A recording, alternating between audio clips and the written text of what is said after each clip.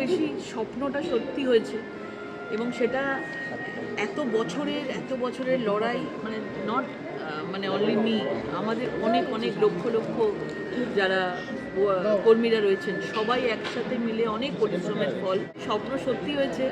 এখন দেখতে পাচ্ছি সব কিছু, আমরা পুরো ফোকাসড হয়ে কাজ করেছি লাস্ট 15 বছর। আজকে ভালো লাগছে যে আজকে যেটা আমরা ভেবেছিলাম সেটা আমরা করতে পেরেছি।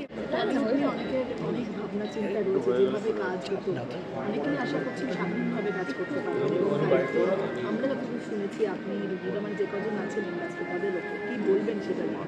আমরা অলওয়েজ বলে এসেছি যে শিল্পীরা যেন তাদের স্বাধীনতা পায়, শিল্পীর সঙ্গে যেন কোনো রাজনৈতিক রং না ঢোকে।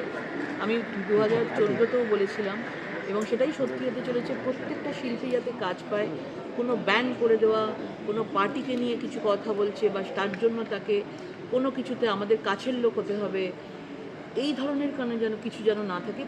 শিল্পী সত্তায় যেন কোনো রাজনৈতিক রং না লাগে, সেটা আমরা চাইবো। শিল্পীরা যেন স্বাধীনভাবে সব রকমের কাজ করতে পারে। কোনো সিনেমা, ভালো ভালো সিনেমা যেগুলোকে কোনো না কোনো কারণে ব্যান করে দেওয়া হচ্ছে, সেগুলো যেন সবাই তাদের নিজেদের যে মানে ভালো লাগার কোনো গল্পকে সিনেমার মাধ্যমে যারা প্রেজেন্ট করেন, সেগুলো যেন সব যারা করতে পারে।